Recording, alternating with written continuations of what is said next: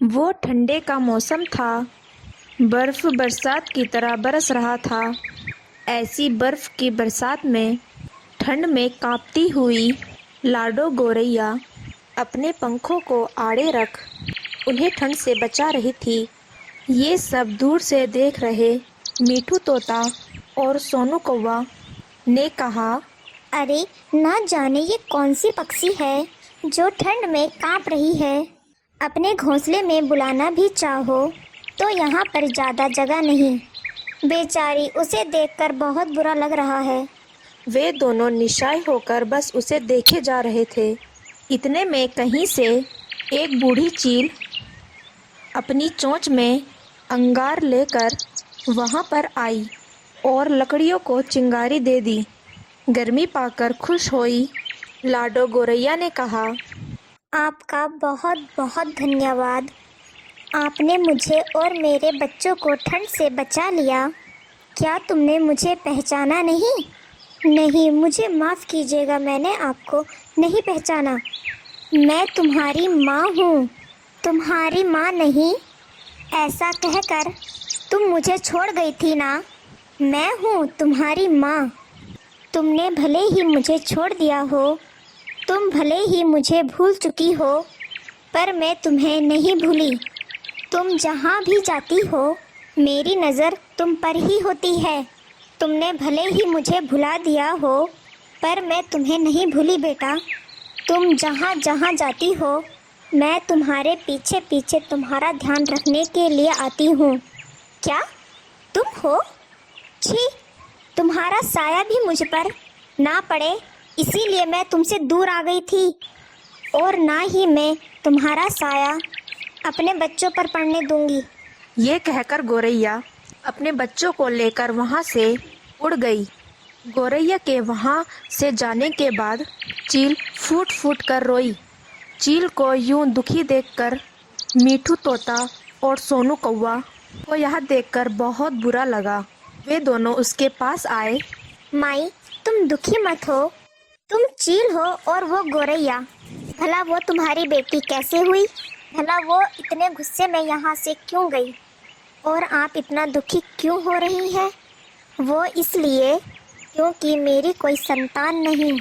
मैंने उसी को अपना बच्चा मान लिया था। जब मैं आहार की तलाश में उड़ने लगी तो मुझे एक गोरैया दिखाई दी। मैंने उसको अपना शिकार बनाना चाहा। तब उसने मेरे सामने विनती करके कहा, ओ चील महारानी, मुझ पर दया करो, मुझे मत खाना। अंडे से बाहर नहीं निकला है अभी मेरा बच्चा। वो मेरा इंतज़ार कर रहा होगा। कृपा करो मुझे छोड़ दो।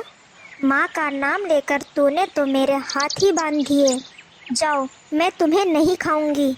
पर उससे पहले ही मेरी चोंच उसे बहुत ज़ोर से लग चुकी थी और उसे बहुत चोट लगी थी। उसका खून बह रहा था। ओ चील महारानी जी, मैं अपने बच्चों के पास नहीं जा पा रही हूँ। तुम्हें मेरी एक सहायता करनी होगी। मेरे मरने के बाद मेरे बच्चे अकेले हो जाएंगे। मुझे तुम्हारी मदद चाहिए। यहाँ से सीधे जाओगी तो पेड़ पर तुम्हें घोंसला दिखेगा। वहाँ अंडे में मेरा बच्चा पल रहा है, उसका ध्यान रखना। ये कहते हुए उसने अपनी आंखें मूंद ली। हे भगवान, आज मेरी वजह से एक बच्चे ने अपनी माँ खो दी। मेरे हाथ से कितनी बड़ी गलती हो गई। ये मुझसे क्या हो गया? मुझे बहुत पछतावा हुआ।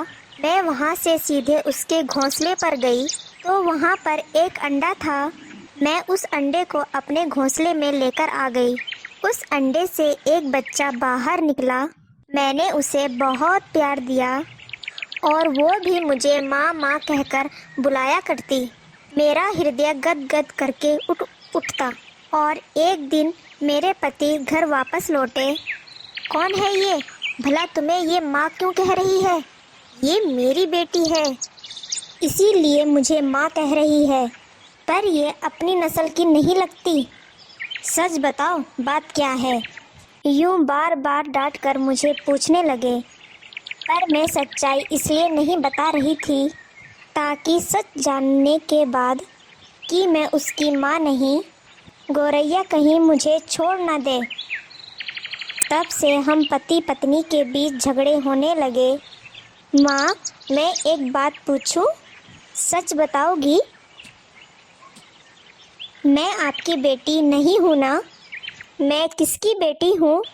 कौन है मेरी माँ? सच सच बताओ, तुम सच में मेरी बेटी हो? ऐसा मैंने कहा, पर मेरे पति ये मानने के लिए तैयार ही नहीं थे। बार बार पूछने पर मैं थक गई थी और मैं हार गई और मैंने उन्हें सब सच सच बता दिया। सच जानने के बाद मेरी बेटी ने कहा, तुम तो मेरी सच वाली माँ हो ही नहीं, तुम तो मेरी माँ की हत्यारन हो।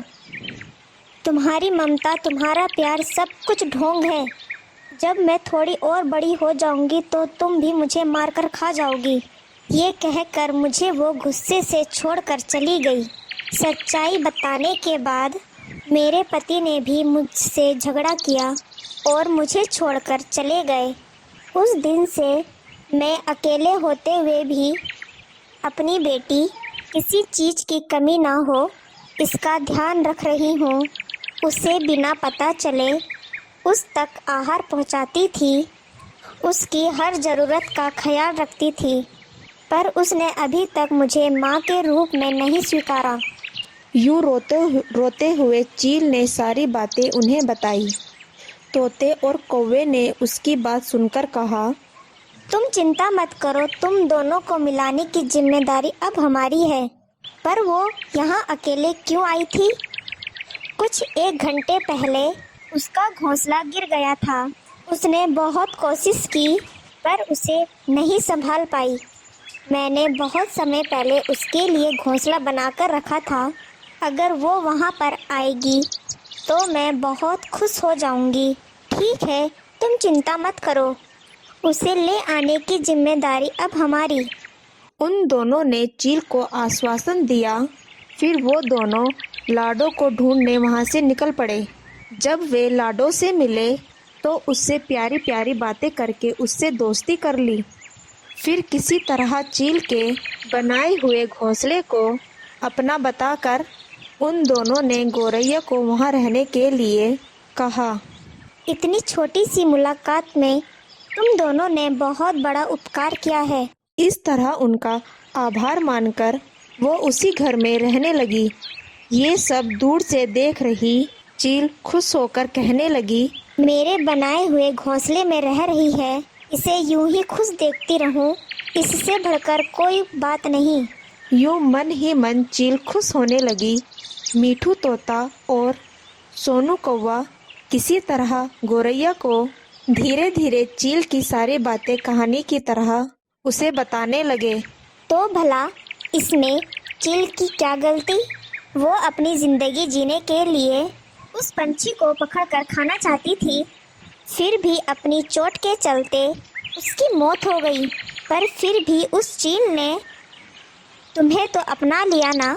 इस तरह उसने सच्चाई को एक कहानी के रूप में बता दिया। इस कहानी से लाडो को अपनी गलती का एहसास हुआ। वो रोती हुई उस चील के पास गई। माँ, मुझे माफ़ कर दो, तुम्हारे मात्र प्रेम को मैं समझ नहीं पाई। मैंने तुम्हें बहुत तकलीफ़ दी है, मुझे माफ़ कर दो। और मेरी ही वजह से तुमने अपने पति को भी खोया, फिर भी मेरी खुशी का ध्यान रखती हो। तुम ही मेरी सही मायने में माँ हो। ये कहते हुए गौरैया रोने लगी और अपनी माँ के गले लग गई। माँ के भी खुशी से आंसू निकल पड़े। चील को अपनी बेटी को पाने की वजह से मीठू तोता और सोनू कौवा उसने उनकी बहुत सराहना की और धन्यवाद कहा। अपने गलतफहमी के चलते माँ को खोई हुई गौरैया उसकी गलती का एहसास कराने वाले उन दोनों का पंछियों का आभार माना।